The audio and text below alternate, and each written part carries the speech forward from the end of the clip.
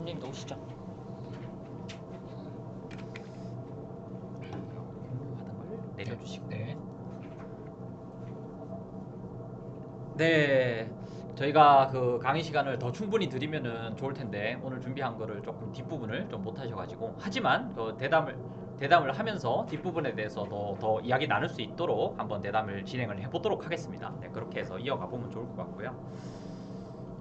네, 지금 질문들을 올려주신 분들이 계신데 계속 올려주시면 감사하겠습니다. 아까 파티타운을 소개드렸었는데, 그럼 이제 대담을 본격적으로 시작하기에 앞서가지고 일단 대담을 함께 진행해 주실 분은 저번에 2강 때도 와주셨던, 좀 더 붙어주십시오. 네. 붙어주십시오. 네. 네, 파티 아침님이신데 아침님 소개 좀 해주시죠. 안녕하십니까. 저는 파티 시민기술팀에서 근무하고 일 안 할 때는 AI 윤리레터라는 뉴스레터 연재하는 구아침입니다. 네, AI 윤리레터에 AI와 관련된 정말로 다양하고 또 심층적인 그런 이제 소식들을 빠르게 접하실 수 있으니까 꼭 구독을 해주시기 바랍니다. 파티에서도 만나실 수 있지만 이제 AI 윤리레터 구독해 주시면은 이제 메일로 받아보실 수가 있습니다. 맞죠? 네. 이런 얘기 하면 되는 거죠? 네. 알겠습니다. 네, 그러면은 이제 본격적으로 시작을 해야 되는데요. 네, 그 대담을 시작하기에 앞서 가지고 좀 말씀해 주셨던 부분들을 좀 아주 짧게 좀 아주는 아니고 조금 짧게 요약하는 시간을 잠깐만 가져보도록 하겠습니다. 1, 2강 때도 했었는데요. 가속이라는 얘기를 해주셨어요. 게다가 그냥 가속이 아니라 초까지 붙이셨어요. 진짜 심각한 겁니다. 초라고 얘기를 해주신 거 보니까. 그러니까 기술의 속도가 문제인 것은 그 기술의 정치적 질문이 부재한 집단적인 무사유 상태에 있다. 이런 얘기를 해주신 것 같고, 또 민주적 성찰이 없어지고 또 수기가 없어지는 게 문제이고, 그냥 정말로 민주주의가 기술로 대체되는 듯한 느낌을 좀 이제 받게 되더라고요. 이야기를 들어보니까 이제 그런 얘기를 해주신 것 같습니다. 그래서 그 얘기해주신 그 초가속에다가 이제 기술 자본주의를 붙여서 초가속 기술 자본주의에 대해서 이야기를 해주셨어요. 그냥 이 단어 하나에다가 뭐 많은 것들을 응축해서 한 번에 딱 표현해주시는 그런 느낌을 제가 좀 받았습니다. 그래서 이 초가속 기술 자본주의에 이제 국가, 기술 관료, 테크 구루에 의한 AI 자동화 지상주의 같은 것들이 좀 담겨 있는 것 같고, 또 호모 엑셀러 읽기가 힘드네요. 호모 엑셀러레투스가 핵심 주체가 되는 것 같아요. 이 자본주의에서는 여기서는 이제 낙후된 노동자 시민이 좀 이제 안타깝게 또 이제 적대하고 있는 거죠, 이분들을. 그리고 이제 자본주의의 구조적 위기 모면을 위해서 미래를 이용하고 있고, 그리고 민주주의 수기를 지연과 비효율로 여기도록 하고 있고, 이렇게 좀 문제점을 지적해 주시기 위해서 그런 표현을 좀 써주신 것 같습니다. 그리고 K 가속주의 얘기해 주시면서 또 이제 미국 중심으로 퍼져 나가는 그거에 대해서 또 이제 한국적 특수성에 대해서도 좀 이야기를 해주신 것 같습니다. 압축 성장, 발전주의, 이게 한국적인 부분들인데 아주 잘 들어맞는 부분인 거죠. 그렇게 봤을 때 그것에 기반한 기술 관료 중심의 어떤 혁신, 능력주의 중심의 중견국 가속주의, 이렇게 좀 표현을 해주신 것 같습니다. 그리고 이제 이때부터 좀 급해지시기 시작하시면서 그 AI 권력을 해부하는 7가지 시선 얘기해 주셨는데 한 번만 짚고 가겠습니다.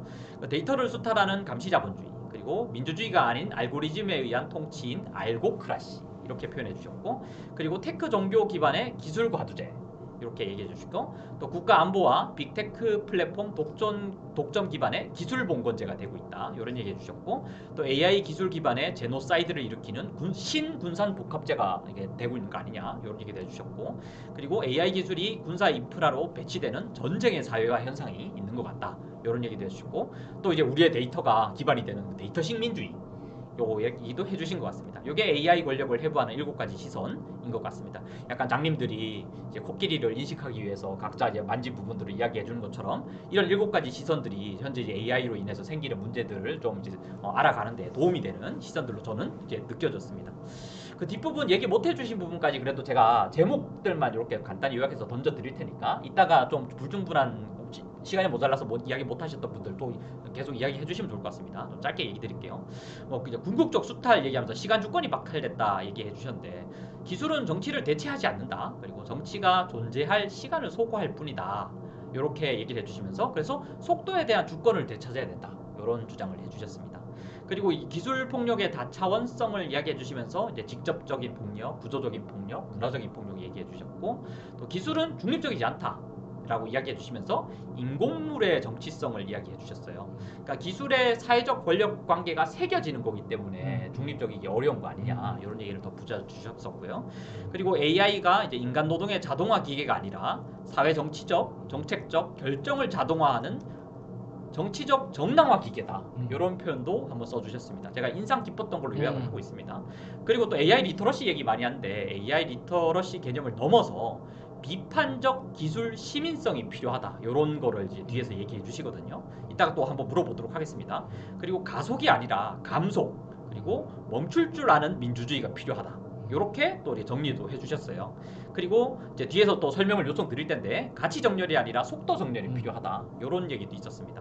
그리고 기술 활용 여부를 선택, 조정, 거부, 결정할 수 있는 권리가 필요하다. 이런 얘기로 이제 정리를 좀 해주셨습니다. 그리고 뭐 이거는 자주 얘기하는 부분이긴 하지만 기술에 대한 민주적 통제가 필요하다. 이런 얘기 이게 더 더해지고요.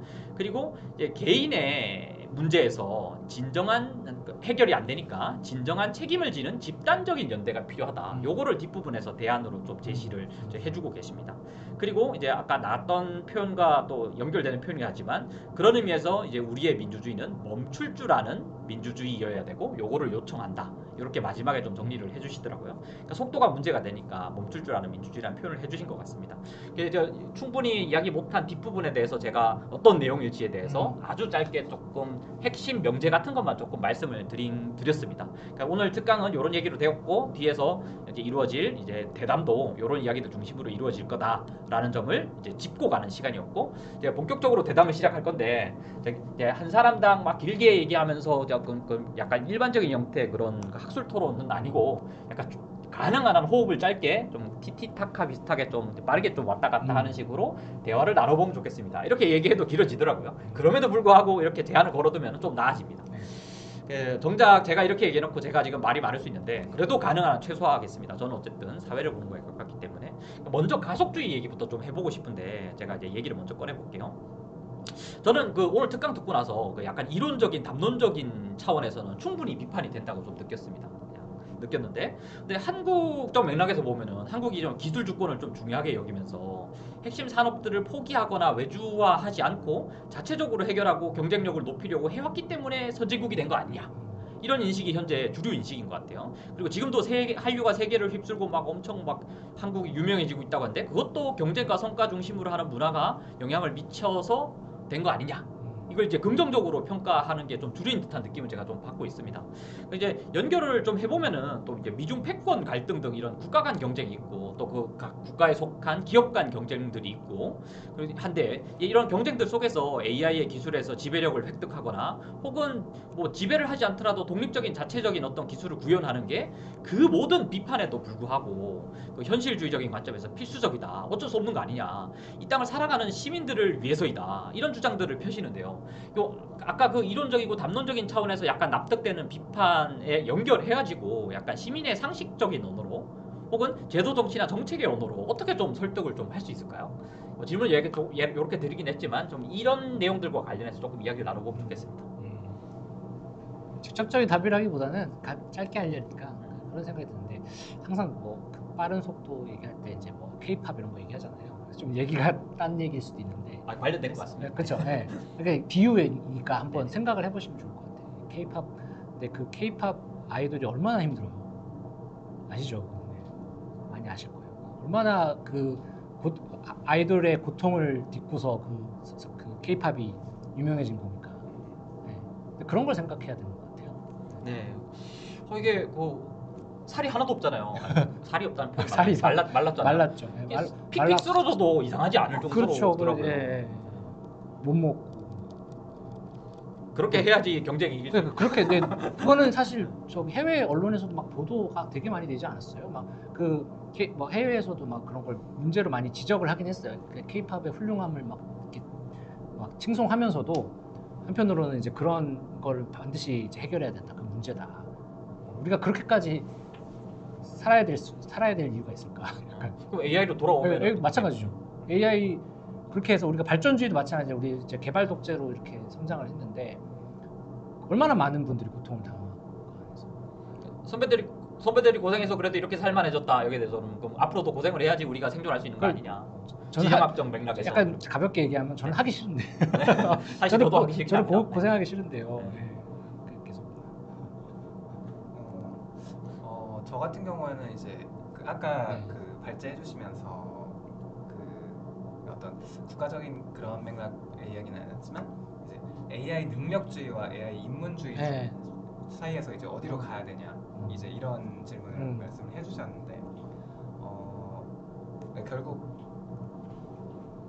사실 그 두 개만 답이 아니다라는 거를 이제 우리가 좀 그 인지를 그러니까 그 받아 그 뭐라 그래 인정을 하는 게 좀 필요한 것 같고 그러니까 사실 그러니까 진짜 갈아 넣거나 뒤처지거나 이 둘만 길인 것이 아니라 그러니까 어떤 이런 1차원적인 세상에서 우리가 사는 것이 아니라 아예 다른 각을 재야 된다. 그 다른 아예 방향을 새로 잡을 수 있을 때 좀 우리가 다음 얘기를 할 수 있지 않나 그런 생각이 들고 그래서 이제 오늘 이제 이 K 가속주의 그리고 감속 이제 이런 그러니까 속도를 이야기를 하셨잖아요. 그래서 그 사실 속도라는 그 표현이 되게 절묘하다고 이제 생각을 했던 게 결국 그 약간 그 물리학 고등학교 물리학 얘기 잠깐 꺼내면 이제 그 속도가 벡터잖아요. 고등학교 물리까지 가는 건가요? 언제 배웠는지. 이제 그러니까 이제 속력은 크기만 있는 값이고 근데 속도는 점점 더 어려워지는데. 크기와 함께 제가 궤도라고 생각해요. 알겠습니다. 크기와 함께 이제 방향을 가지는 그런 이제 값이란 말이에요. 정확한 제 의도로 간파를 해주죠. 네.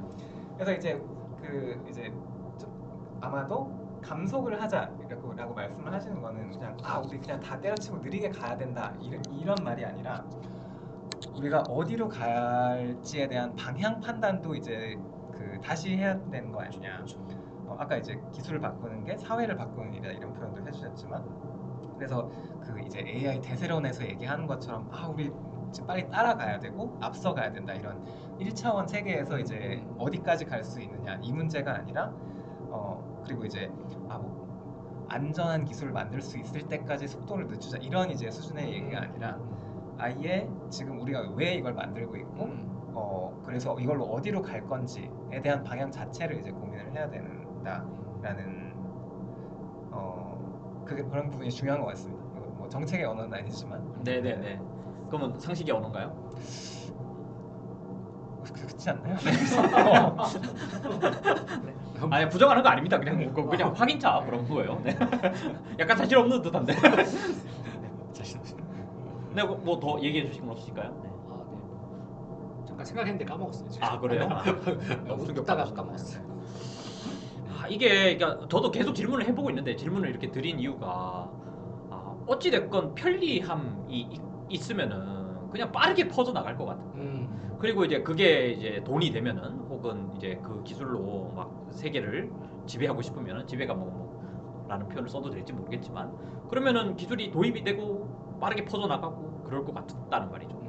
그럼 이제 그게 속도하고 관련이 될 텐데 거기에 어떻게 대응을 할 수 있을 거냐의 문제고 그러려면은 이제 민주적 통제 뒤에 이야기가 나오는 민주적 통제로 가야 되는데 민주적 통제를 마련하기 위해서 설득의 언어들이 필요한 건데 이제 그게 어떤 얘기를 해도 안 통할 것 같은 약간 그런 비관 같은 게 있는 거죠. 그래서 물어보는 거거든요. 저도 약간 이제 고민이 되는 부분이 있어요. 저도 뭐냐면 이제 여기 쓰지는 않았지만은 다른 데서 발표했을 때는 이제 뭐 데이터 조합주의라던가 이런 것들이 있거든요. 이제 그래서 그러니까 예를 들면 이제 그 각 데이터를 생산하는 집단이나 이제 주체들 있죠. 예를 들면 뭐 병원에 이제 그 우리가 병원에 지금 그 의료 AI가 굉장히 많이 발전했거든요. 그거는 다 환자들의 데이터죠. 환자들의 데이터를 가공하고 그걸 추론해서 이제 사용하는 건데 그 데이터에 그러면 이제 소유권을 이제 환자들에게 있죠. 주인이 있죠. 그러면 이제 이를테면 환자 조합을 만드는 거죠. 네. 환자 조합, 환자 데이터 조합이죠. 그러면 이제 뭐 데이터를 쓰려면 환자들의 허락을 받아야 돼요. 환자 조합에서 허락을 받아야 돼요. 이런 식의 형태인데 이제 이게 이제 어려운 부분은 이제 고민이 되는 부분은 뭐냐면 이제 이게 이제 소위 우리가 자유주의적인 소유권 개념에 상당히 조금 의존할 수도 있다라는 부분이 있어요. 그러니까 데이터는 내 거니까. 내 거니까 이제 내가 통제한다. 그리고 이제 거기에 대한 이익 공유. 그러니까 그 데이터를 사용해서 뭐 AI를 개발해서 그 AI가 성과를 내면 거기에 대한 이익은 이제 나한테 줘야 된다. 이런 식의. 근데 이렇게 됐을 때는 이제 공공성이 약화되는 측면도 있거든요. 네.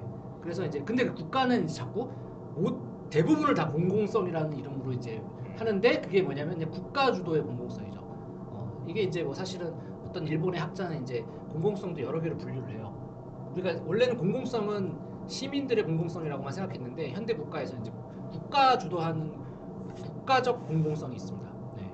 네, 그런 식으로 이제 그래서 이제 국가가 주도하는 공공성, 근데 우리는 이제 시민이 주도하는 공공성.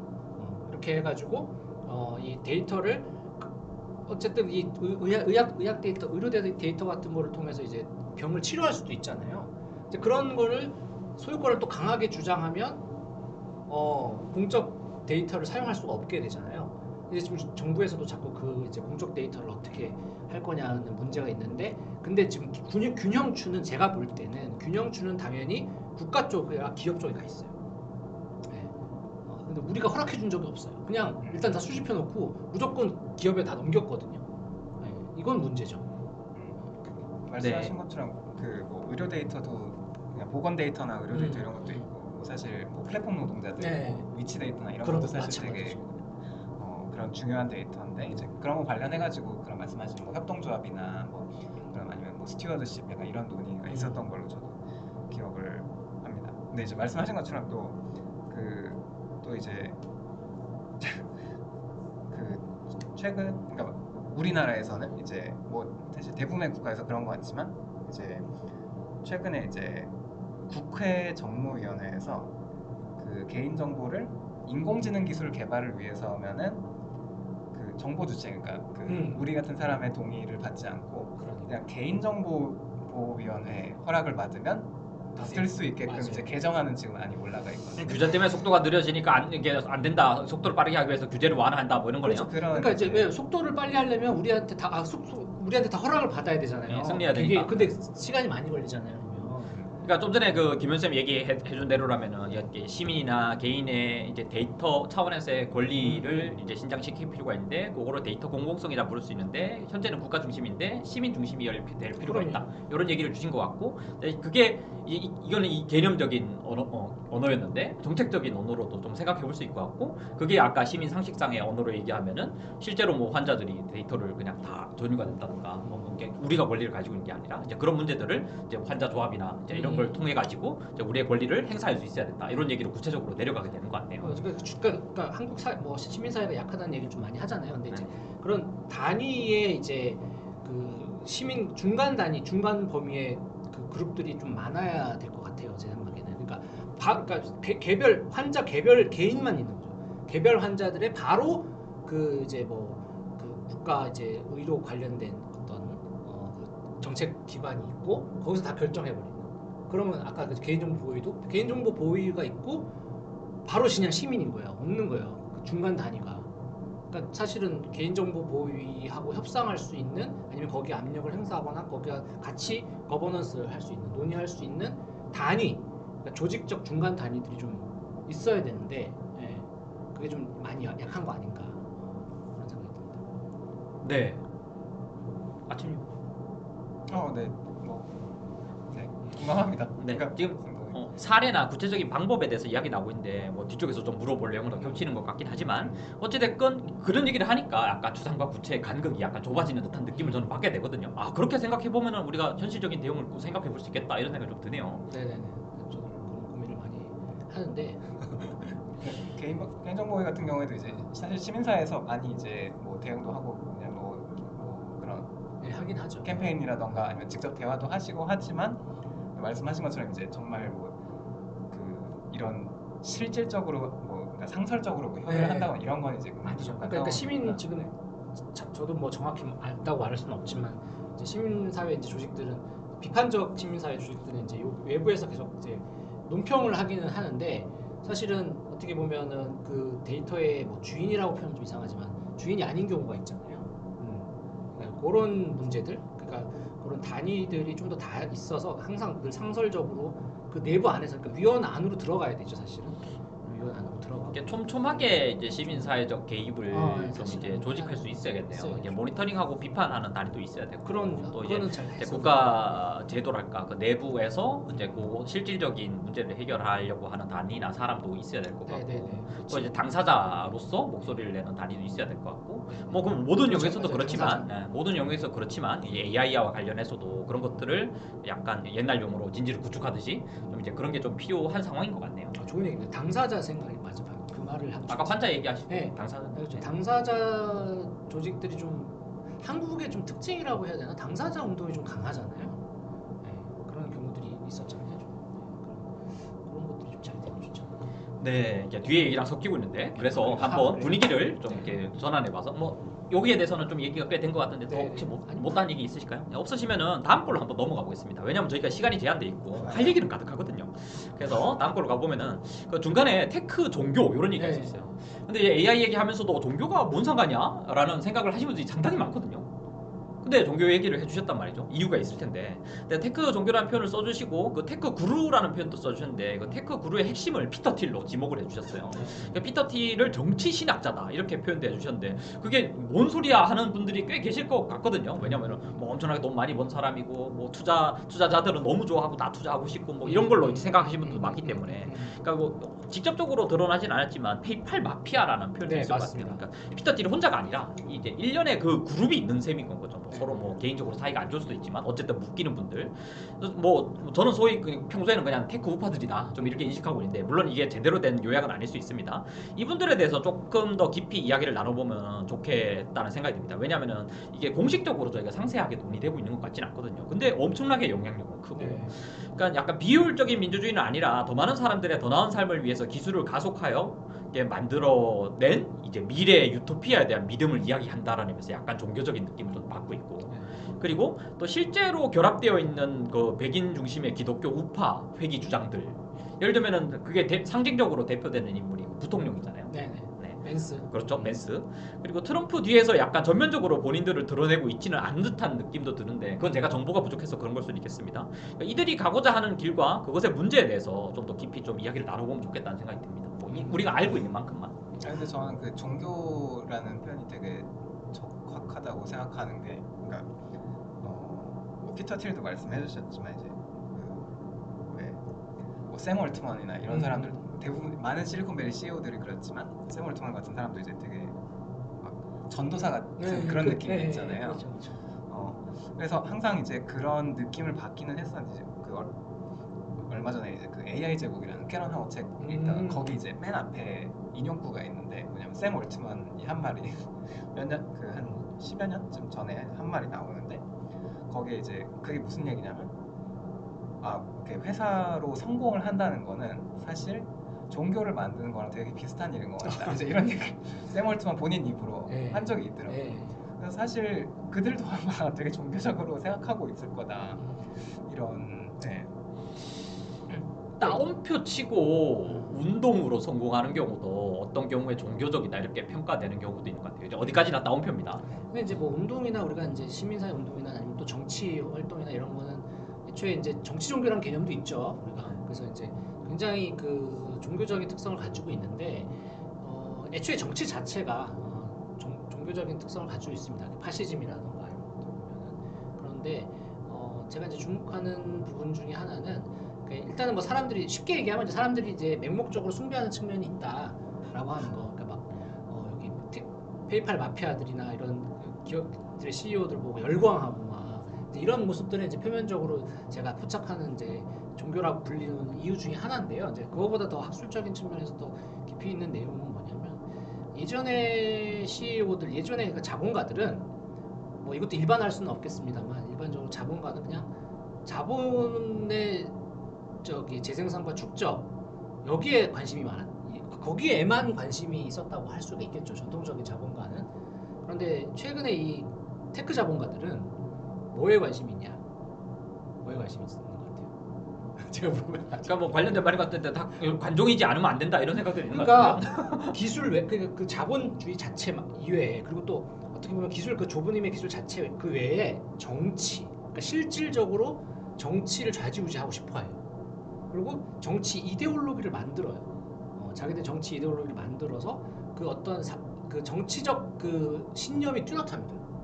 뚜렷하고, 그러니까 보통 이제 자본가들은 그 뭐 일반 합의는 어렵습니다만 어떤 정권이냐에 따라 여기 붙었다 저기 붙었다 하고 뭐 그래서 제가 그럴 수 있잖아요. 우리나라는 좀 아니지만 뭐 좌우파를 떠나서 돈만 벌면 된다 이렇게 생각할 수 있잖아요. 그런데 최근에 이런 빅테크 자본가들은 자기들이 어떤 사람들인지를 너무 잘 알아요. 명쾌하게. 그러니까 CEO가 해야 될 일들이 뭐냐.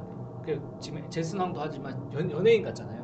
뭘 해야 되는지. 그러니까 그 얘기 하려고 그랬어요. 네. 젠슨 왕이 지금 와서 연예인이잖아요, 연예인. 연예인이라고. 예, 그러니까 뭐냐면 거기서 그걸 하는 거 뭐냐면 이게 모든 액션과 이런 어떤 자기의 사상을 전파하고 또 미리 이런 어떤 소비자들한테 이제 이런 어떤 퍼포먼스를 보여주는 거가 전부 다 효용이 있다는 사실을 너무 잘 알고 있고, 또 그런 걸 그 국가와 어떻게 협상하고 국가를 어떻게 지금 직접 협상을 하잖아요. 네. 제스남도 그렇고 한국에 뭘 지어준다. 각종 지금 테이크 기업들이 전부 한국에 뭘 지어준다면서 막 이렇게 하잖아요. 근데 그런 게 사실은 굉장히 위험한 걸 수 있어요. 그걸 잘 이용해야 돼요. 종교라고 하니까 이렇게 표현해 볼게요. 신이 되고 싶어하는 것 같아요. 그러니까 직접 그런 얘기도 있었어요. 저기 캐런하우가 얘기했나? 아니면 주커버그가 정치에 욕심이 있다는 얘기가 있거든요. 네, 그거는 여러 언론들에서 보도된 거예요. 제가 지금 하는 뭐 이런 건 음모론이 아니라 이 빅테크 기업에 대한 얘기들은 아주 그 주주 매체 이코노미스트나 뭐 이런 데도 다 나오는 얘기입니다. 그런 데서도 기자들이 다 얘기하는 거예요. SF 영화나 SF 만화 보면은 다들 진짜로 신이 되고 싶어하는 또 강력한 힘을 가진 자본가들이 나오잖아요. 네, 그래서 진짜 그런 느낌이 국가의 있네요. 수장이 되고 싶거나 아예 그러니까 이게 실리콘밸리에서는 그러니까 실리콘밸리 사람들이 원래는 그러니까 그냥 소소하게 자기들 이제 기술을 통해서 세상을 바꾸는 게 꿈인 사람들, 그게 멋있잖아요. 이제 그랬는데 계속 하다 보니까 이제 아주 쉽게 제가 간단하게 얘기하는 거예요. 욕심이 생기는 거죠. 욕심이 생기고 직접 세계 권력이라든가 국가 권력, 정치 권력을 직접 내가 해도 문제가 없겠구나. 내가 왜 못하냐? 엘리트인데. 이런 식의 이제 사고 회로에 빠진 것이 아닌가. 그러니까 지금 말씀하시는 거를 긍정적으로 평가하고 약간 일반화한 얘기들이 혁신론인 것 같아요. 그러니까 자본주의 사회에서 이제 긍정적으로 더 나은 사회를 만드는 사람들은 실제로 혁신가들이고 혁신가들은 상상과 믿음에 기반해서 그것을 이뤄내는 사람들이다. 뭐 이런 얘기들 있잖아요. 네. 거기다가 지금 우리가 언급하는 사람들 다 끼워 넣고 있는 것 같거든요. 그리고 뭐 스타트업 문화나 이런 것도 그렇죠. 생각을 해보면은, 그러니까 뭐 벤처 투자가 이루어지는 방식이나 스타트업들이 어떻게 만들어지는지 생각을 해보면 거기서 되게 이제 강조하는 게 그 창업자들 그 앙트프르너들이 이제 하는 게 너는 어떤 문제를 풀 거냐 이거를 이제 되게 뾰족하게 정의를 하고, 그래서 이 문제를 풀기 위해 어떤 솔루션을 그 만들 거고 그걸 어떻게 이제 스케일업을 해서 영향을 크게 만들 거고 이제 이거를 이제 훈련하는 사람들이잖아요. 그러니까 사실 어떻게 보면은 그런 뭐 정치라던가 그러니까 세계를 어떻게 만들겠다라는 이제 사고의 맞아요. 그게 훈련을 있어요. 계속 하는 그런 사람들이니까. 그러니까 세계관이 있고 뭐 정치관이 있고 그런 게 너무 뚜렷한 것 같아요. 그 전보다. 그래서 이게 좀 종교적 냄새를 가지고 있죠. 네. 그러면은 이제 시간상 또 이렇게 빠르게 또 다음 문제로 넘어가 보겠습니다. 못다한 얘기가 있으면 그걸 언제든 그냥 해주시면 됩니다. 세 번째는 아까 시간 얘기를 해주셨는데 가속주의하고 관련있으니까 시간과 주권을 결합하는 논의들이 이제 있긴 했는데 근데 그게 일반적으로 막 이렇게 되는 얘기는 좀 아닌 것 같긴 해요. 익숙한 주장은 아닌 건 거죠. 근데 기술의 가속주의가 더 큰 힘을 가지게 되면서 약간 민주사회 시민의 주권이 이제 심각한 위협을 받게 된다. 이런 인식에 따라서 이제 와닿는 주장이 되어가고 있는 것 같아요. 그럼 시간을 확보하는 것, 멈출 수 있는 민주주의를 구현하는 것은 실제로는 좀 어떤 구체적인 주장들, 사회적 요구들을 포함하게 되는지 저는 이런 얘기도 한번 나눠보고 싶더라고요. 아까 뭐 사실 이제 환자 얘기하면서 요 얘기가 어느 정도 이게 하나의 사례를 좀 포착한 것 같거든요. 예, 근데 그 자본가들 입장에서 혹은 기술을 개발하는 입장에서는 다 장애물이잖아요. 네, 그렇죠. 왜 굳이 우리 귀찮게 해서 지금 빨리 개발해야 되는데 못하게. 네. 근데 이제 시민의 권리를 위해서는 그거를 멈출 수 있는 민주주의 이렇게 생각했을 때는 이제 늦춰야 되는 거죠. 늦춰야 된다기보다는 막아야 되는 걸 수도 있고 그런 사례들이나 방법들에 대해서 조금 더 이야기해 보면 좋겠습니다. 글쎄요, 어렵네요. 또 뭐가 있을까요? 뭐 예를 들어서 그러니까 뭐 미국 같은 경우에는 정치인들이 직접 얘기하기도 하고 뭐 이런 왜 데이터 센터 이야기를 많이 하잖아요. 아무래도 데이터 센터가 굉장히 AI 기술의 핵심적인 인프라고 또 자원이 너무 많이 들어가는 그런 기반 시설이고, 그래서 이제 뭐 버니 샌더스나 이런 사람들은 데이터 센터 모라토리엄 뭐 얘기하기도 하고, 그런 이야기.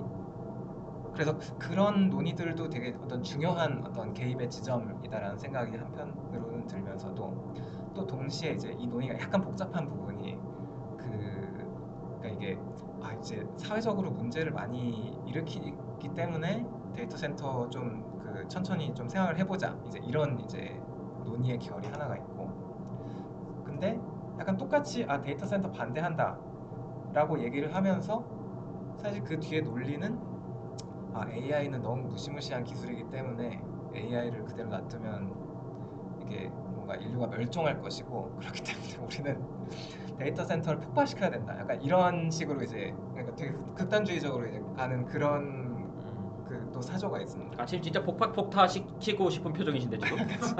약간 도파민 표정입니다.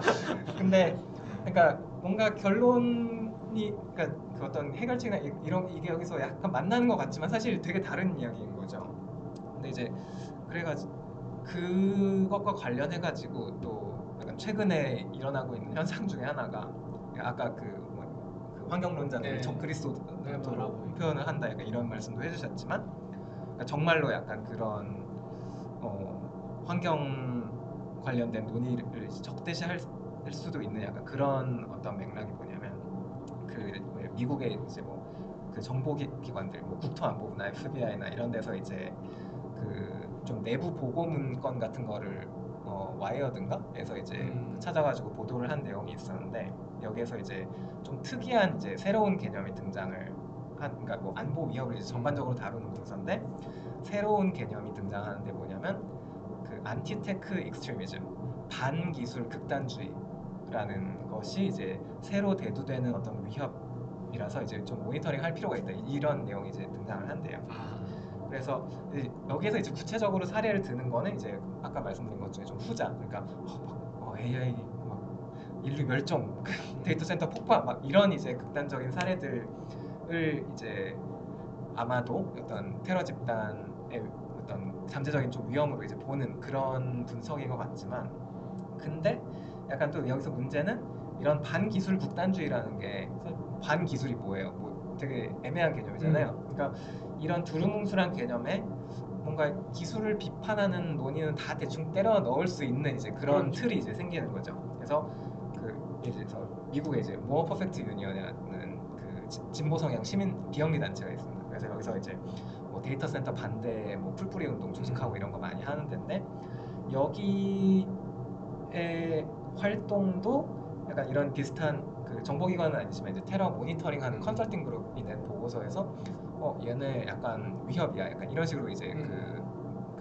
모니터링을 하고 그런 이제 사례들이 있었다고 해요. 그래서 그러니까 말하자면 유사과학의 사이비 테러리즘이랑 어떤 시민 비폭력 활동 같은 것들이 다 이제 너네는 반기술이지, 이렇게 묶여가지고 뭔가 감시 내지는 잠재적으로 이제 탄압의 대상이 될 수 있는 좀 그런 경향이 약간 지금 미국 같은 데서 좀 보이고 있는 것 같고, 근데 또 이제 이게 결국 한국에서도 어떤 데이터 센터 인프라랑 어떤 국가 안보를 약간 등치시켜서 되게 그럴 수 있죠. 가져가는 그런 추세는 또 한국에서도 일어나고 있는 일이기 때문에, 사실 이거는 한국에서도 좀 뭐랄까 경계를 해야 되는 그런 부분 아닐까, 이런 생각도 듭니다. 그러니까 이미 데이터 센터 같은 경우에는 이제 국가 안보 시설로 분류가 되고 있고, 지도에서도 안 보인다고 하더라고요. 어떤 경우에는 그 지도에서도 이제 위치를, 왜냐하면 이제 폭격당할 수 있으니까. 지금 이제 이란 전쟁에서 보면 아시겠지만 데이터 센터가 공격의 대상이 되거든요. 그러니까 이제 그런 거를 막자는 명분이 있는데, 그래서 이제 그 지역 자체가 군사 시설화되고, 거기에 접근하는 거기에 이제는 사유지가 아닌 거죠. 이제 그 시민들이 접근할 수 있는 곳이 아닌 게 되는 거고, 거기에 접근하면 이제 아까 얘기했지만 테러리스트가 되거나 반국가 세력이 되거나 이렇게 이제 되는 거죠. 자, 뜬금없는 얘기 또 해보자면은 데이터 센터에 있어서만큼은 시간에 대한 권리를 한국 시민들이 챙길 것 같은 느낌도 듭니다. 네. 무슨 말이냐면은 도심지에다가 세우고 싶어 하거든요, 기업들은. 맞아요. 근데 그 도심지에 사는 아파트 값 떨어지지 말았으면 하는 주민들이 그렇게 데이터 센터 들어오는 걸 반대를 한대요. 네. 기업이 들어야지, 데이터 센터 들어오면 도움도 안 되고 자리만 차지하고 혐오 시설이다. 그래서 막 맞서 싸우고 있고 막 그러더라고요. 아니, 그것도 그거고 그 어쨌든 이제 데이터 센터 자체 이제 물론 이제 현재 데이터라고 하는 거는 분산되어 있어서 뭐 데이터 센터 하나에 단일한 어떤 데이터가 다 들어가지는 않아요. 거의 이렇게 여러 개 분산되긴 하는데 그럼에도 불구하고 한국의 데이터 센터는 주로 한국 데이터가 들어 있겠죠. 네? 뭐 그런 식의 그랬을 경우에 그 데이터의 소유권을 가지고서 그 데이터 센터의 그러니까 소유권을 주장하는 그런 그 대안도 있긴 있어요. 네, 그런 식으로 그래서 그 지역의 그러니까 지역 주민들이 여기에 소유권을 주장해 버리는 거죠. 네, 그래서 그렇게 해서 이제 이 통제권을 어느 정도 확보하는 이제 그런 방식인데 물론 이제 이게 실제로 정책으로 들어가면 되게 쉽지 않은 문제이긴 한데 아무튼 그런 식으로 이제 어떤 로컬의 데이터 센터 왜냐면 이 데이터 센터를 아시겠지만 누가 어떤 주체가 건설을 하느냐가 이제 관건이거든요. 그러니까 빅테크에서 일정 부분 돈을 대고 자기들이 짓는데 우리가 땅을 다 제공하고 전기를 국가에서 제공하고 그럼 이제 누구 거냐 이 데이터 센터는 이게 이제 모호하잖아요. 이제 이런 거를 근데 그러면 국내에서 법제화를 해야 되는 거죠. 아무리 빅테크가 지어줘도 이거 우리 거다.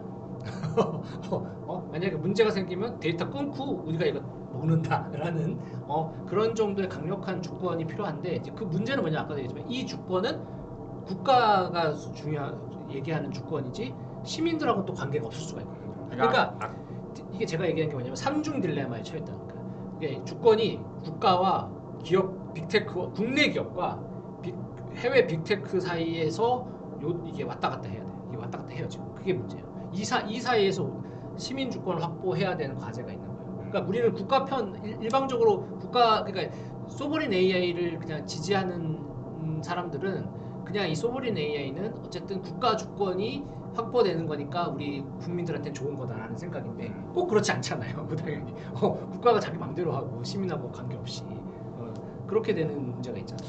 분명히 한국 사회에도 데이터 센터가 이제 많이 지어지게 될 텐데 그렇죠. 그 지어지는 일들에 대해서 아까 말씀하셨던 시민 주도의 데이터 공공성을 데이터 주권을 찾아가는 관점에서 계속 지켜보고 개입할 필요가 있다 이런 얘기가 되는 것 같네요. 네. 혹시 지금 이 이야기 나누고 있는 부분에서 못한 이야기 있으실까요? 저는 넘어가고자 하는데. 예. 네, 그럼 다음으로 한번 넘어가 보겠습니다. 아까 시간이 좀 모자라가지고 충분히 이야기하지 못한 부분에 요런 얘기가 있었어요. 기술은 중립적이지 않다.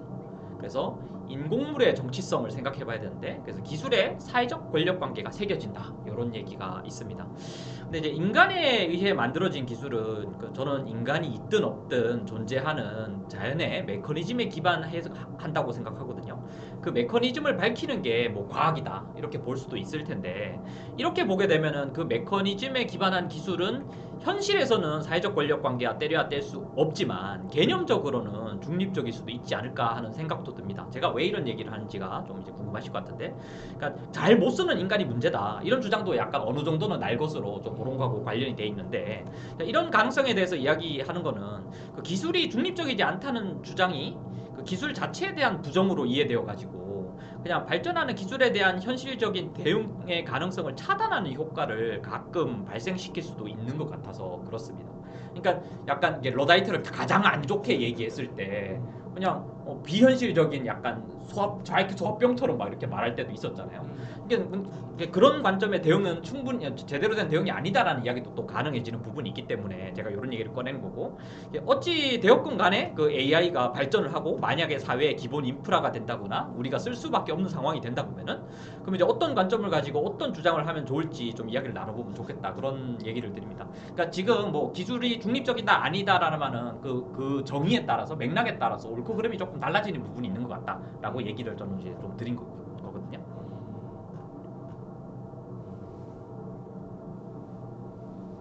그러니까 메커니즘은 중립이냐 아니냐가 아닌 것 같거든요. 그러니까 인간이 있든 없든 작동하는 자연의 메커니즘이라든가 그거에 기반해서 우리가 기술을 개발하는 거잖아요. 근데 현실에서 인간이 만든 기술은 당연히 권력 관계와 뗄 수는 없는 거고요. 네, 그렇죠. 질문을 좀 잠깐 좀 다시 한번 잘 그러니까 이해를 못했어요. 제가 이 주장을 부정하는 건 아니고 이제 기술이 중립적이지 않다는 것은 이제 현실에서의 기술들은 이제 인간의 권력 관계와 때려야 뗄 수 없는 상황에서 특히 예를 들면 AI도 구글이 제미나이를 했으면은 구글의 통제 하에서 어떤 제공되고 있는 것이고 그 구글이 돈을 벌어야 된다 전제 하에서 사회적으로 퍼져 나갈 것이며 이런 식으로 얘기해 봤을 때 때려야 뗄 수 없는 게 당연한 거고 그렇게 따지면 이제 명제는 틀린 명제는 아닌 거죠. 근데 기술이 중립적이지 않다라고 얘기하게 되면은 어떻게 되냐면 이제 기술 자체에 대한 부정으로 나아가게 될 수 있다라는 거죠. 그러니까 함의상으로 현실에서 대응을 할 때. 근데 어찌 됐건 뭐 제미나이든 뭐든 AI를 우리가 기본 인프라로 딱 정해져 있고 쓸 수밖에 없다고 했을 때 이따가 마지막 질문으로 드릴 거지만 민주적 AI는 가능하지 않겠느냐라는 개념은 AI라는 것은 권력 관계가 아닌 식으로도 제도직화할 수 있다, 재형성할 수 있다라는 개념이기도 하거든요. 이제 그런 다른 가능성을 생각하지 못하게 되는 거 아닌가라는 이제 이렇게 주장으로 또 나아갈 수 있는 거죠. 이거 좀 어려운 문제인데 너무 질문이 너무 약간 어려워가지고. 철학적인가요? 네, 너무 어려워가지고. 저는 근데 AI가 기본 인프라가 돼야만 하냐부터 좀 그치 짚고 넘어가야 되지 않나 싶기는 이제 그렇게 하고요. 주장할 수 있는데 이제 지금 우리 생활에 들어와 있는데 이제 그럼 쓰고 있는 것에 대해서는 어떻게 평가하고 대응할 거냐 이런 문제도 되는 것 같고 그렇습니다. 하여튼 그거까지 포함해서 다양한 관점들을 좀 보여주시면은 여기 들으시는 분들한테 도움이 될 것 같습니다. 기술이 이제 중립적이지 않다는 말은 이제 막 기술은 이제 당연히 사회 정치적 맥락 속에서 만들어지는 건데 너무나 잘 아시겠지만 예컨대 이제 AI 같은 경우에는 이제 우리가 AI라고 하니까 자꾸 이제 너무 추상적인데 오히려 너무 자동화 기계라고 이해를 하는 게 좀 편할 수 있을 것 같아요. 자동화 기술, 자동화 기계라고 할 수 있는데 그런 측면이 강한데 이 자동화 기술, 자동화라고 하는 거는 결국 사회적 맥락 속에서 규정이 되는 거죠. 그러니까 우리가 무엇을 자동화하고 싶으냐가 그 AI 기술을 정의를 하는 거거든요. 그러니까 그건 이제 그 어떤 사회나 그 문화에 달려 있죠. 사회나 문화가 우리는 예를 들면 가사노동이라는 거는 자동화하고 싶어. 그건 해야 돼라고 생각하는 사회라면 거기에 AI가 도입되겠죠. 그러나 우리 사회는 예컨대 교육이라는 건 자동화하면 안 된다고 생각해. 그러면 그 자동화 기술은 쓸모가 없는 거예요. 개발할 필요도 없고. 그러니까 그 사회 맥락 속에 기술이라고 하는 건 언제나 그 맥락 의존적이기 때문에 이 맥락을 어떻게 정의하느냐가 기술의 향배를 결정하죠. 그러니까 중요한 거는 그 기술 자체도 물론 개발해야 되는 부분이 있지만 기술 자체의 논리도 있습니다. 기술 자체의 고유의 논리가 없다는 건 아니에요. 기술의 독특한 그 자체의 논리가 있는데 그럼에도 불구하고 사회적으로 어떤 기술을 우리가 선택하고 그거를 정의할 거냐에 달려 있기 때문에 그 향배를 만드는 그 문화를 만드는 것이 이제 굉장히 중요하고 그것이 그 기술의 어떤 방향, 아까 이제 벡터 방향을 결정하는 이제 중요한 요인이라고 이제 얘기를 하는 거죠. 그래서 이제 그게 이제 기술의 정치성이라고 이제 얘기를 하는 겁니다. 그러니까 정치성이라는 거 너무 이제 막 거창하게 생각하지 않으셔도 되는데 우리가 소위 적정 기술이라는 것도 있고 필요한 기술. 이게 이제 원래는 이 기술의 정치성이라고 하는 건 기술적 인공물의 정치성이라고 하는 거는 랭던 위너 아까 얘기했는 맨 처음에 랭던 위너의 이제 그러니까 기술 철학자 랭던 위너가 처음에 얘기한 개념이에요. 이거는 뭐냐면 잠깐 말씀드리면 이제 그 랭던 위너가 이제 뭘 사례를 드냐면 미국 맨하튼에 이제 고가도로가 하나 있어요. 고가도로가 있는데 이 고가도로가 높이가 낮아요, 굉장히 낮고 이 고가도로 밑에 도로가 하나 지나가는데 이 도로는 남쪽의 다운타운에서 그 북쪽에 약간 좀 잘 사는 동네 해변가로 연결이 돼요. 그런데 고가도로 높이가 낮게 설계된 걸 보고서 이제 이 기술의 정치성, 이 기술적 인공물의 정치성을 얘기를 하는데 무슨 얘기냐면 이 밑에 도로는 이 고가도로의 높이가 낮아서 아래쪽에 있는 그 서민이나 흑인이나 유색인종이나 노동자들은 자가용이 아니면 그 밑을 지나갈 수가 없어요. 아 부천에 버스로만 갈 수가 없는. 네, 버스로는 왜냐하면 고가도로가 높이가 낮으니까 버스가 지나다닐 수 없는 도로예요. 근데 왜 하필 그렇게 낮게 설계를 했느냐? 그거에 이제 논쟁이 굉장히 많은데 이것도 굉장히 복잡한 논쟁이 있습니다. 맞다 아니다 막 논쟁이 있는데 어쨌든 그 함의는 뭐냐면 그렇게 설계를 하는데 이 모제스라고 하는 사람이 설계를 했는데 그 고가도로를 넘어서서 하층민들이나 유색인종이 그 부촌에 가지 못하게 하는 정치성을 가지고 있다. 그 기술적인 공물이. 예, 그런 얘기를 하게 되는 거예요. 근데 이제 그게 본인의 의도가 어땠느냐 이게 이제 논쟁인데 모제스라고 하는 이제 도시 설계자이거든요.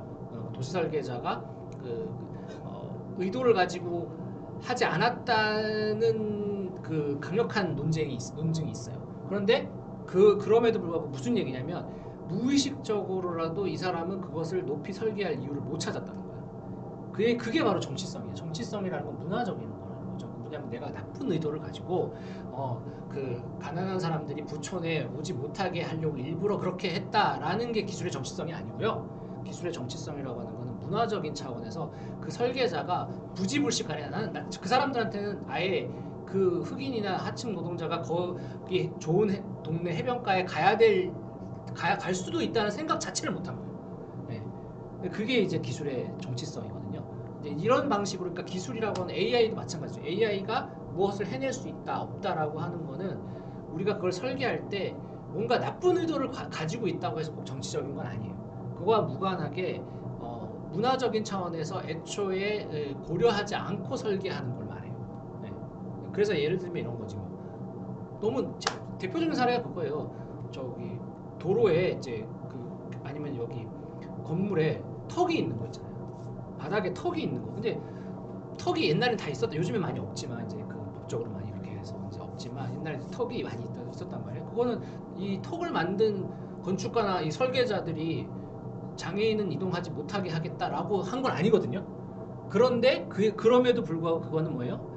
소위 비장애인이라고 하는 문화, 비장애인 위주로 중심으로 만들어진 그 문화 속에서 설계된 거라는 거예요. 네. 그래서 그 설계 때문에 차별, 불평등이 발생을 한다는 거죠. 네. 이게 이제 기술의 정치성이거든요. 기술의 정치성하고 인공물의 정치성에 대해서 지금 네. 들으시는 분들이 좀 더 심도 있게 이해하도록 이렇게 잘 좀 설명을 해주신 것 같아요. 그럼 이제 계속 이어가면 되는데 그래서 지금 그 개념에 입각해 봤을 때에 그냥 우리가 이제 아까 아침님이 얘기하신 것처럼 꼭 그거 해야 되냐 하고 해서 그걸 안 했으면 좋겠다라는 실천들도 이제 실질적으로 만들어 가면 좋겠지만 근데 실제로 막 이렇게 이미 막 퍼져 나가는 상황에서 그 퍼져 나가는 걸 가지고 우리가 대응하기 위해서 뭘 해야 되냐 그러니까 이런 층위들이 다른 게 있거든요. 뭐 옛날 얘기로 치면은 이제 뭐 혁명이냐 개혁이냐일 수도 있고 근데 그 표현을 요즘에 안 만다고 치면은 이제 근본적으로 급진적으로 해결할 거냐 아니면은 이제 뭐 이제 실질적으로 현실적으로 해결할 거냐 뭐 정확한 용어는 아닐 수 있습니다. 근데 여기에서 나름대로의 대답들을 좀 다양하게 좀 보여줬으면 좋겠다는 차원의 취지의 질문이거든요. 지금 상황에서 우리는 이게 어떤 것들을 좀 생각해 볼 수 있을까요?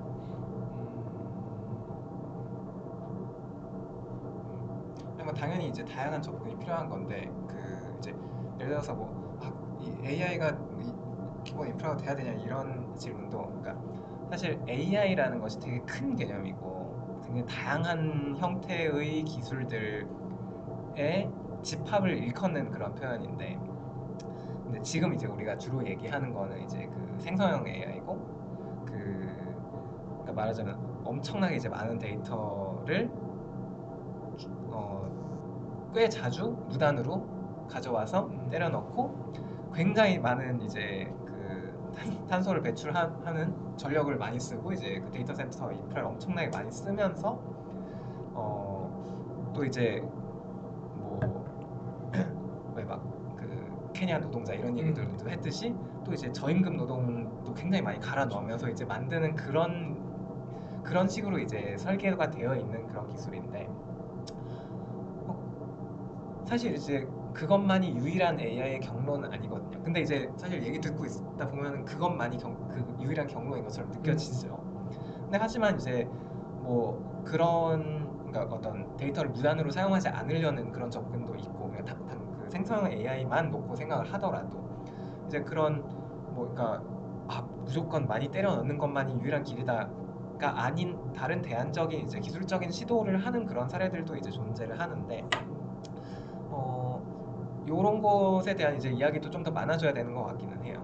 그러니까 지금은 이제 막 뭔가 실리콘밸리, 오픈 AI, 뭐 엔트로픽 이거를 따라하지 않으면 우리는 멸종이다. 약간 거의 국가적으로 끝이다. 약간 이것만이 지금 여기 좀 갇혀 있는 것 같다. 이런 것 같습니다.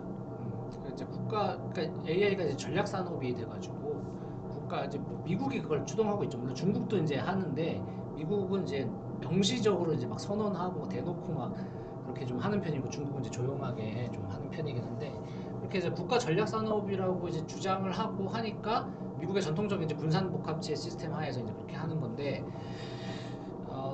그러다 보니까 한국이나 이제 이런 중견국이나 이제 다른 나라들도 이제 위기감을 느껴가지고 자꾸 이제 그렇게 해야 된다고 얘기를 하는데 잠깐 이제 그런 한국이 제3의 전략을 가야 된다는 얘기들이 나오긴 했었어요. 지금도 그걸 하고 있죠. 중견국 전략을 얘기를 하는데 저는 뭐 그 자체는 좀 괜찮다고 생각을 해요. 그러니까 자꾸 거기에 휩쓸려가지 않고 독자적인 어떤 전략을 모색을 해봐야 된다라는 거죠. 그래서 뭐 독자 파운데이션 모델이라던가 뭐 이런 얘기도 많이 하는데 물론 이제 그것도 제가 아까도 얘기했지만 그 산을 넘으면 또 무슨 문제가 있냐면 국내 기업들의 문제가 있습니다.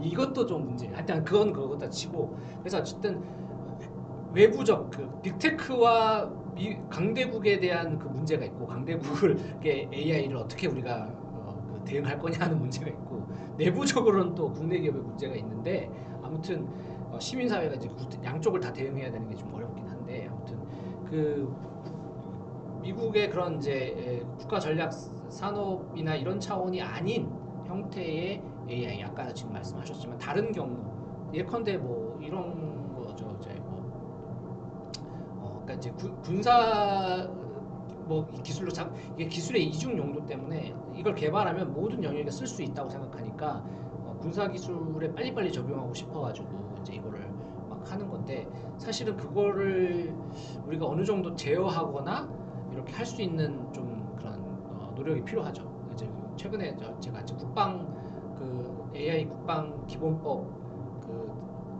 법안이 만들어졌어요. 법안이 만들어져서 그거를 국가인권위원회에서 의견서를 요청을 받아가지고 제가 의견서를 썼었거든요. 안을 검토를 해달라고. 근데 안이 진짜 엉망진창이에요. 어떻게 엉망진창이었던 거예요? 처음부터 끝까지 그러니까 네. 전부 뭐냐면 예외 규정으로 돼 있어요. 그러니까 뭐냐면 국방부 장관하고 대통령이 마음대로 할 수 있게 돼 있어요. 그리고 무슨 세부 규정이 하나도 없어요. 고위험 규정도 없어요. AI가 뭔지 규정도 없어요. 그럼 뭐 쓸 필요가 있나요? 그냥 마음대로 하면 되지. 그러니까 사실은 일부러 저렇게 만들었나 싶을 정도예요. 왜냐면 빠져나가는 구멍이 너무 많으니까 구멍이 너무 커가지고 아무렇게나 맘대로 해도 되는 규정이에요. 있으나 마나 법이에요. 네, 그러지. 이거는 김현준 선생님 개인의 의견임을. 네, 아니죠. 예, 진짜 의견서를 썼어요 제가. 네네. 국가인권위원회 의견서를 써서 제출을 했고 이제 문제다. 근데 저만 그렇게 생각하는 게 아니라 아마 지난주에도 강 선생님이 얘기하셨을걸요. 네네네. 하셨었어요. 했고 많은 분들이 비슷한 얘기를 하고 있어요. 그러니까 이제 뭐 약간 관련이 되면서도 조금 다른 얘기긴 한데 이게 아까 예외란 단어가 나와서 딱 생각난 건데 이제 사실 예외 상황이 예외가 아니게 되잖아요. 네. 지금 전쟁이 전 세계에서 벌어지고 있고 전쟁 과정에서 AI를 활용해서 사람을 죽이는 일이 이제 엄청나게 늘고 있고 뭐 이스라엘에서 저도 뭐 이란으로 했던 짓이라든가 지금 우크라이나가 러시아를 상대로 잘 버티고 있는 것도 뭐 그독이라든가 그러니까 참. 그 전쟁이라는 예외 상태였던 것이 이제 예외가 아니게 되는 상황에서 급속도로 발전하는 AI 기술이 이제 이거 저 안 하면 진짜 큰일 나겠구나 해서 막 모든 나라에서 다 어떻게든 빨리 돌입하려고 이제 난리 칠 거라고 저는 보여지거든요. 그러니까 그게 이제 어느 순간 당연한 것이 되는 건 거죠. 그게 정말 걱정입니다. 그리고 아까 하다 좀 얘기 맥락이 좀 벗어났지만 아까 다른 그 얘기죠. 그 얘기하다고 뭐냐면 다른 대안적 예를 들면 그 데이터를 안 쓰고 최적화 안 쓰고 가동될 수 있는 AI 모델의 개발 방향이 있거든요. 최적화를 하는 거거든요 요즘에는. 그래서 또 온 디바이스에서 굴러가게끔 하고 물론 거기도 이제 그러면 또 다른 문제가 있긴 하지만은 아무튼 그런 식으로 사회적 압력이 이 부분이 문제가 있다라고 압력을 주면 기술은 다른 솔루션을 찾습니다. 그러니까 망하지 않아요. 어떻게 보면 좀 낙관적 회로를 돌리자면 다른 솔루션을 얼마든지 찾을 수 있거든요. 그게 또 기술의 특징이에요. 다른 솔루션을 얼마든지 찾을 수 있고 경로가 다양한데 자꾸 우리는 한 경로만 보고 이것만이 운명이다라고 생각을 하는 거죠. 다른 대안적 솔루션이 얼마든지 있다는 거죠. 이가 없으면 잇몸으로 뭐 이런 식으로 하듯이 요게 문제가 있다. 이게 인권 침해 요지가 심하다. 그러면 이거 안 하고 다른 거 하면 돼요. 다른 방식으로 만들 수 있어요, 얼마든지.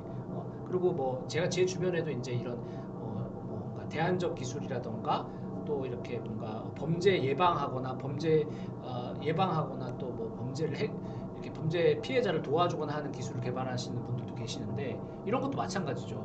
그런 같은 어떤 알고리즘 기술이라도 그거를 범죄를 예방하는 데 쓰느냐 아니면 뭐 그죠? 그런 식의 그걸로 갈 수가 있거든요. 이제 그런 방식들을 우리가 좀 고민을 해야 된다는 거죠. 네, 저도 인지식을 못하고 있었는데 벌써 50분이네요. 네, 저희가 목표가 9시에 끝내는 게 목표라서 좀 더 빠르게 속도를 내보겠습니다. 낙후된 노동자 시민 이렇게 표현돼 있는데, 자, 지금 이제 어떻게 AI 때문에 벌어지는 일 때문에 큰일 났다 생각하는 그 주체가 이 노동자 시민인 것 같아요. 이 낙후된 노동자 시민이라고 이렇게 그 PT에 있었는데 이분들이 집단적 연대로 나가기 위한 약간 조건은 뭔가 이런 게 좀 궁금하더라고요. 그러니까 노동자 시민이 이제 억압에 대한 저항의 여전히 핵심 주체인가? 옛날에는 많이 이렇게 저희가 호명을 했었잖아요. 요새는 잘 안 그런 것 같기도 하지만 그렇다면 어떻게 약간 집합적인 힘을 형성을 하고 대응할 수 있는가?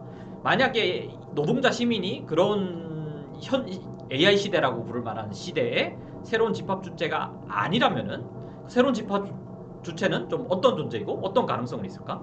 뭐 옛날처럼 뭐 선언적으로 호명하자는 이야기는 아니고요. 그 맹아들이나 단초들이 뭔지 이런 게 좀 생각해 보게 되더라고요.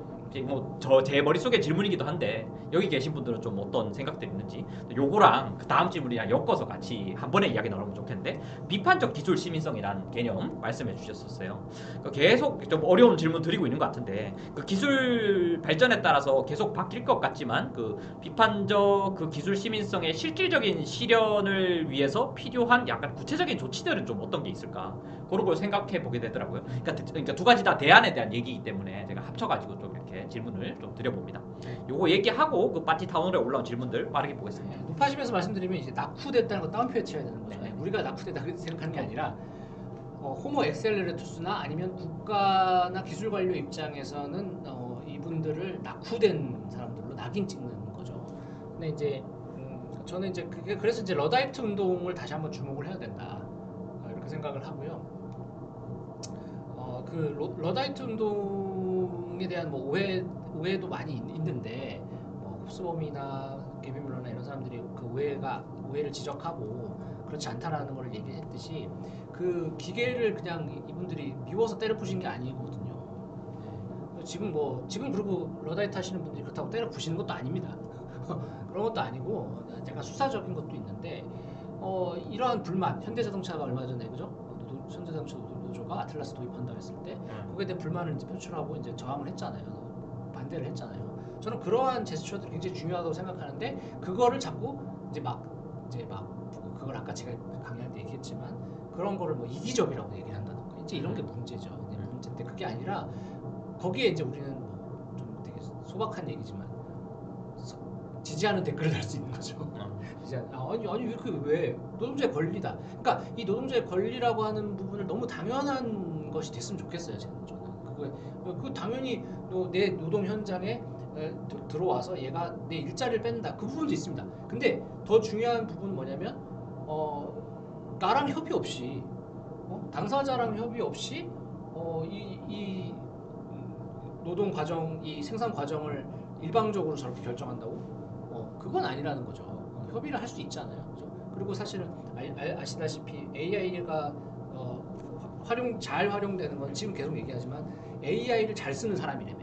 그러면 노동자가 AI를 잘 쓰는 노동자가 그 현장에서 노동자들이 현장에서 AI와 상호작용하면서 해야 그 현장의 생산성이 올라가는데 그게 명확한데 단기적 이익으로 보면은 뭐 해고하고 도입하면 좋을 것 같지. 그러나 AI는 고장 안 나나요? 고장 나고 문제가 생기고 그 노하우들을 전수받으려면 다 노동자들이 필요한데 그런 것들 속에서 어쨌든 노동자가 통제하는 권한을 당연시하고 우리 모두가 이제 그 통제권을 이제는 이제 AI에 대한 통제권을 뭐랄까 마치 이제 인간의 기본권처럼 이렇게 생각해야 되는 거 아닌가 로봇 도입에 비판적 목소리를 내는 노동자 당사자의 사례로서 좀 구체성의 한 부분을 보여주신 것 같아요. 네. 또 다른 게 뭐가 있을까요? 아침님은 뭐 저도 노동운동이 강화돼야 된다고 생각합니다.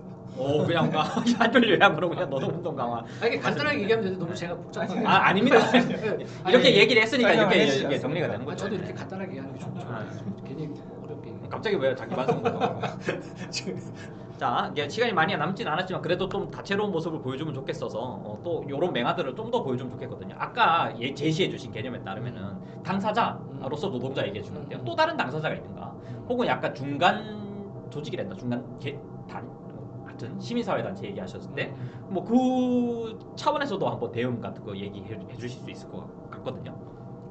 시민사회 뭐 잘하고 있지 않나요? 제가 볼 때. 뭐 이제 AI 시민행동이라는 이제 연대체가 만들어져서 만들어졌잖아요. 이제 네. 지금 여러 가지 차원에서의 개입을 네. 준비도 하고 있고 실제로 네. 목소리를 내고 있죠. 네, 이거는 뭐 저도 이제 개입을 하고 있고 이제 하니까 어느 쪽 부분 쪽으로 하니까 그래서 이제 뭐 근데 이제 뭐 그냥 아쉬운 거는 뭐 제가 그냥 배부자적 관점이라고 할 수도 없고 어쨌든 저도 결부가 돼 있으니까 근데 그냥 뭐 문제가 있다는 게 아니라 그냥 뭐냐면 그냥 규모가 작아요. 우리가 숫자가 작고 네, 이런 연대체들도 이제 각 지금 그러니까 해야 될 일이 많아요. 그러니까 국가는 지금 국가위원회가 있어가지고 여기에 이제 각 소위원회가 굉장히 많잖아요. 지금 계속 체계화시키고 하고 있거든요. 그래서 어떻게 보면 뭐 잘한다고도 볼 수 있는데 그거 되게 잘 하고 있는데 거기에 대응하는 시민사회도 각 분과별로 만들어져야 돼요. 사실은 왜냐면 AI 특성이 아시다시피 분과별로 다 다르거든요.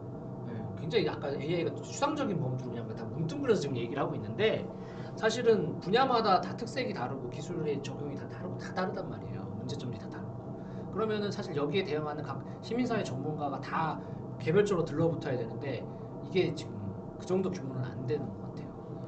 자, 뭐 고얘기들을 조금 다르게 엮어보면은 이게 영역별로 뭔가 네, 영역별로. 당사자도 생각해 볼 수 있게 되는 것 같네요. 영역별로 있어요. 뭐 아까는 이제 로봇 도입에 따라서 대응하는 현차 노동자 이런 식으로 당사자를 지칭을 했었는데 어쨌든 그 AI가 도입됨으로 해서 직업을 잃는 단위가 되게 네, 많은 걸로 맞아요. 알고 그럼요. 있는데 변호사라든가 세무사도 네. 요새 이제 합격을 했는데 취업이 안 된다. 저는 그분들을 이 AI에 대해서 목소리 낼 수도 있을 것 같거든요. 그렇죠. 네. 그분들도 그렇대고 또 뭐 이제 뭐 블루 칼라 노동자부터 직업을 잃을 줄 알았는데 화이트 칼라 노동자부터 직업을 네, 잃더라. 네. 디자이너나 예술 쪽은 뭐 창의성이 발휘되는 직업들은 안 이럴 것 같은데 더 먼저 잃더라. 그러니까 약간 그 단위별로 약간 목소리를 낼 수 있는 기회들을 그런 제공하면 사람도 있어요. 어떨까?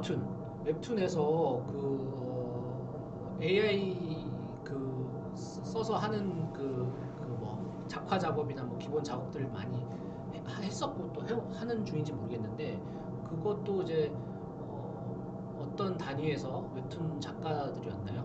어떤 단위에서 자기들끼리 어느 정도 합의한 게 또 있더라고요. 이렇게 어디서 어느 정도까지는 뭘 AI를 쓰지 말자 뭐 이런 식으로 합의가 된 게 있는 것 같더라고요. 들었는데 잊어먹었는데 그런 식으로 그러니까 각 그 단위들에서 직업 단위죠. 직업 단위들에서 이렇게 협의를 해서 이렇게 할 수 있다고 생각해요. 미국이 대표적인 사례가 작가 조합에서 그렇게 했잖아요. 네. 자기들이 이제 작품 활동한 거를 AI한테 학습 못 시키게 해라. 그다음에 배우 조합에서는 뭐 우리 얼굴을 갖다 쓰는 거를 할 때 뭐 당사자한테 당연히 허락을 받아야 되는 건 물론이고 뭐 이런 식으로 그다음에 뭐 그런 이제 뭐냐면 비용 코스트 같은 거를 이제 만드는 건데 예컨대 이런 거예요. AI 배우를 쓰면 AI 배우의 모델한테 이제 돈을 줘야 되는데 그 AI 배우가 배우를 사용할 때 그 사용료가 그 실제 사람 배우를 쓰는 것만큼이나 그 이상의 비용이 들게끔 만들어 버리는 거예요. 그 법칙 그렇게 해버리는 거죠. 그렇게 해버리면 AI를 쓸 이유가 줄어들죠. 다양한 영역에서의 그런 구체적인 대응의 경험들이 네. 많이 모여야 될 것 네, 같은 느낌이 드네요. 그럼요. 경험도 모이고 이렇게 그 사람들도 모이고 집단들도 네. 모여가지고 저는 그런 게 공론장이라고 생각하는데 네. 이렇게 모였을 때의 어떤 집단적인 대응의 가능성, 힘의 형성의 네. 가능성이 좀 생기는 것 같고 그분들이 각 그 제도별로 영향을 미치도록 배치가 되는 거. 아까 뭐 시민사회 단체가 각 영역에서 영향을 미칠 수 있도록 해야 된다는데 뭐 그런 걸 가지고 거버넌스라고 할 수 있을 테고 그런 약간 영역들에서의 일들을 막 이렇게 하나하나 만들어 나가는 게 중요하겠네요. 네네. 혹시 아침님 뭐 여기 이 주제에 대해서 못한 얘기 있으실까요? 네, 빠르게. 말씀하신 이제 뭐랄까요? 그러니까 뭐 일러스트나 웹툰이나 이런 서브컬처 커뮤니티 쪽, 한국 서브컬처 커뮤니티 쪽에서 되게 서브컬처 커뮤니티가 정확한 표현인지 모르겠습니다. 아무튼 그쪽에서 이런 논의가 되게 많이 이루어진 거에 저도 좀 놀랐었던 그런 기억이 있었고, 막 자체적으로 청원 같은 것도 넣고 그러셨었거든요. 그래서 그런 사례들이 더 많아져야 된다는 데 저도 공감이 되고, 약간 결이 다른 얘기지만 이제 개인 차원에서는 또 뭔가 이게 이런 어떤 가속과 뭐 기술 시스템에 끌려가는 그런 삶에 약간 잠깐 이 타임 약간 잠깐 시간을 가지고 좀 뭔가 좀 흥분감스러울 수 있습니다만은 그냥 이렇게 이제 시간이 많이 없어요. 빨리. 그냥 대화를 많이 죄송해요. 제가 시간을 압박해서. 갖고 대화를 나누고 가속 좀 약간, 합시다 지금 빨리. 이런 감속하는 진짜 적절한 시도들이 많아지는 게 필요하지 않을까 싶었습니다. 개인적으로도 개개인들의 그런 모임 같은 것들도. 네, 오늘은 제가 우파를 맡고 있습니다. 네, 어쨌든 지금 제가 충분히 시간 못 들여서 죄송한데 지금 시간이 이제 벌써 9시고 올려주신 내용들이 많아서 같이 좀 봐야 될 것 같아서 그렇습니다. 일단 못한 얘기 있으면 마지막에 이제 얘기하실 때 한 번 더 해주시면 좋을 것 같고, 이게 파티 타운홀에 올려주신 거 좀 같이 좀 읽는 시간 갖도록 하겠습니다. 화면 잘 보이시죠? 네, 화면 그 두 분도 좀 봐주시고요. 네, 아래쪽부터 보겠습니다. 이제 여러 개 올려주신 분들이 계셔서 사람별로 한번 볼게요. 겨울방주님 보면은 초가속 기술 자본주의 끝은 어디로 향할까요? 근데 아까 이야기된 부분이 있고, 일단 특히 김현주 쌤은 지금 잘 들어주시고 잘 봐주면서 대답을 준비해 주세요. 그리고 사실 초가속 기술 자본주의 때문에 양극화가 심화될 텐데 이는 대동생산에 심각한 위협이 될 거라고 본다. 뭐 이런 의견 전해주셨고, 중국이 기술을 발전시켰다는 이유로 더욱 기술을 발전시키고 있는 미국을 모습은 두려움도 든다. 이런 얘기 해주셨고, 그리고 언젠가는 전 세계적으로 AI에 대한 토론을 거쳐야 될 것 같다. 무작정 팽창시키고 가속시키는 것은 인류를 죽음으로 몰아가는 행동이 아닌가 하는 생각이 든다. 벌써 AI 기술을 악용하여 딥페이크 범죄 사례가 나오고 있다. 그리고 선거에도 악용이 되고 있고, 이는 민주사회에 심각한 위협이라고 본다. 민주주의에 실질적으로 위협이 되는 부분에 대해서 좀 지적을 해주셨네요. 그리고 미국과 중국이 멈추지 않는 한 이러한 기조는 계속될 것이라고 본다. 이렇게 이제 겨울방주님이 여러 의견을 남겨주셨습니다. 그 다음에 김세환님 의견 살펴보도록 하겠습니다. 최근 들어서 미국의 젊은 층에서 화면이 가려져서 AI에 대해서 각종 반발이나 부정적인 여론이 크다. 캘리포니아에서 자율주행자의 고가를 씌워서 운행을 방해하거나 심하게는 자율주행차를 부수거나 방화를 저지르는 경우가 있다. 러다이트 사례인가요? 그리고 러다이트 운동이 실패라고 주장하시는 분들이 많이 있다. 하지만 러다이트 운동이 실패라고 하더라도 노동운동의 출발점이 되었고, 노동자들의 주권을 외치는 계기가 되었든, 기술적 실험 문제나 기술 악용에서 시민들을 통제하는 용도로 쓰이거나 전쟁 용도로 활용이 되어서 많은 무고한 사람들을 해코지하는 경우를 고려하면 실패할 것이 있다고 하더라도 네오 러다이트 운동을 통해서 이러한 부작용과 문제점이라든가 과학윤리에 대해서 적극적으로 논의하는 계기가 되면 좋겠다. 이런 얘기도 해주셨고요. 그 다음에 중국은 비민주주의 국가이자 억압과 탄압을 일삼는 현실파 1894 같은 국가이다. 중국의 빠른 AI 발전이 국민들을 통제하고 억압하는 용도로 악용되고 있다. 그나마 미국의 경우 중국과 달리 최소한의 민주주의 국가라 AI 발전에서 반감을 가지고 표출하시는 분이 많이 있다. 여담이지만 개인적으로 피터 칠의 기술의 적극지도 발언은 신성모독이라고 생각한다. 이런 의견을 전해주셨습니다. 그 다음에 두 분 의견 거의 했고, 이제 봄동님 의견 빠르게 읽어보겠습니다. 미국과 중국을 멈춰서 함께 고민해보자고 할 현실적인 방안이 없지 않은가. 따라서 우리가 소버린 AI 구축에 가속에 서둘러야 한다는 주장이 있고, 이는 쉽게 반박하기 어려운 것이 사실이다. 따라서 하나의 가설적 시나리오라도 소버린 AI 구축에 투자하면서도 그것이 위험한 미래가 되지 않는 현실적인 개입 방법이 무엇이 있을까라고 이제 질문을 이제 던져주셨습니다. 자, 지금 화면을 제가 켜두고 지금 저희 빨리 저희가 끝내야 되는 상황이 납니다. 그래서 이 질문에 대해서 가능한 한 압축적으로 핵심만 대답을 해주시면 좋을 것 같습니다. 모든 대답은 못 하실 수 있고, 눈여겨보는 것 중에. 그다음에 좀 뒤에서부터 하면 이제 봄동님이 해주시는 것 같아요. 그러니까 이제 이게 참 어려운 부분. 아까 제가 말씀드렸지만 자세하게 오늘 얘기 못했는데, 소버린 AI도 이게 이제 여러 차원을 가지고 있는데, 이렇게 소버린 쉽게 얘기하면 서버린 AI 자체의 대의 자체는 좋은 거라고도 할 수 있죠. 근데 그 주권이 무슨 주권이냐? 이거를 이제 시민 주권으로 번역해야 된다는 게 제 입장이죠. 시민 주권 AI인데 그게 아니라 지금 현재는 그냥 국가 주권이거나 국가 주권을 빙자한 기업 주권일 수 있습니다. 그러니까 문제가 된다는 거예요. 그래서 소버린 AI 구축을 우리가 국가를 통해서 하자 하지만 실제 내용은 누가 통제를 해야 되냐? 이제 시민 사회에서 통제를 해야 된다는 거죠. 그렇게 얘기 드릴 수 있고요.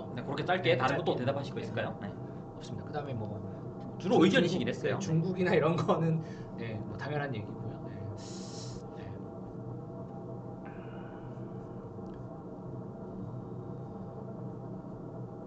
네. 네오 로다이트 운동. 아 네오 로다이트. 저는 이제 개인적으로 네오 로다이트 운동이 굉장히 지지하는 쪽이고요. 네. 그러니까 아침이 묻는다. 네네. 근데 아까도 얘기했지만 그냥 부시는 게 아니죠. 네, 부시는 게 아니고 그 어쨌든 이 네오 러다이트 운동의 그 제가 생각하기에 그 핵심은 그 당사자 노동자 당사자들의 통제권 확보입니다. 네, 통제권이 확보되면 문제가 없어요. 네, 소버린 AI의 소버린이 이제 시민 주권이어야 한다. 그렇죠. 이제 국가 주권이나 이 기업이 아니라. 그리고 네오 로다이트 운동에서도 이제 까먹었다 요약한 거. 한 줄 요약하면은 죄송해요 저도 헷갈렸네요. 왜 필요할까? 저기 뭐야 노동자의 통제권. 노동자의 통제권, 네, 그 얘기. 그렇게 지금 요약을 해볼 수 있을 것 같습니다. 아침님 혹시 뭐 부연 설명, 아니 부연 설명이라기보다 한두 줄 보태주실 말씀 있으실까요? 네, 전 세계적으로 AI에 대한 토론 이런 것도 네, 되게 중요한 것 같고요. 사실 뭐 이런 시도들이 없는 건 아니죠. 뭐 국제기구 같은 데서 시도하는 것들도 있고, 뭐 국제 회의 같은 것들도 하고 하는데, 뭐 이제 뭐 논의랑 이제 실질적으로 그게 그 어떤 변화로 이어지느냐 이런 건 또 이제 그 더 노력이 필요한 부분인 것 같고, 근데 또 이제 그 각 나라들의 이제 뭐 시민사회 단체들끼리 좀 더 교류하고 소통하고 이런 일들도 좀 더 많아져야 되는 것 같아요. 아 맞아, 이거 이 얘기 중요해. 저도 항상 그렇게 생각했어요. 근데 네. 너무 그 잘 모르고요. 네, 네네. 이렇게 교류가 좀 없는 것 같아요. 예전처럼 얘기하면은 뭐 주체를 알까 누구로 호명해야 되냐 이런 얘기도 있었지만 이제 옛날에 막스가 얘기했듯이 뭐 만국의 노동자. 그죠. 그렇죠. 맞습니다. 그렇죠. 주로 국제적으로 얘기하는 주체들은 이제 정부나 기업들이니까 현재는. 그러니까 뭐 아까 잠깐만 얘기하면 이제 뭐 군사 AI나 이런 뭐 자율살상무기 같은 것도 그 개발이나 그런 알고리즘 문제나 이런 군사 기업의 것들은 대부분 비밀이에요. 그래서 정보가 거의 없어요. 근데 이제 해외 네트워크를 통해서 그런 이제 정보들을 조금씩 알 수가 있는데, 왜냐면 이제 워낙 발전된 시민사회 단체들이 있어가지고 이 사람들이 정보를 많이 가지고 있거든요. 근데 이런 것도 좀 여기면 좋겠다. 네, 더 하시고 싶은 말씀 많으시겠지만 시간이 이제 다 됐습니다. 여기도 저희가 좀 나가야 되거든요. 그래서 좀 아쉬운 부분이 있겠지만 또 다음 기회로 한번 좀 이야기를 이제 가져가 보는 것으로 하고, 오늘 특강은 이제 맞춰 보려고 하는데 혹시 두 줄도 안 됩니다. 한 줄로 마지막 발언하실 거 있으면 해주십시오. 아침님 있으세요? 아까 그 왜 테스크리얼이랑 그 네. 약간 그 실리콘밸리 사이비 이데올로기 이런 거 말씀해 주셨는데, 그 관련된 영화가 지금 서울국제환경영화제에 보이지 않는 감시자들이라는 다큐가 상영하고 있습니다. 재밌거든요. 무료 상영이니까 한 줄이라니까. 무료 온라인 상영 추천.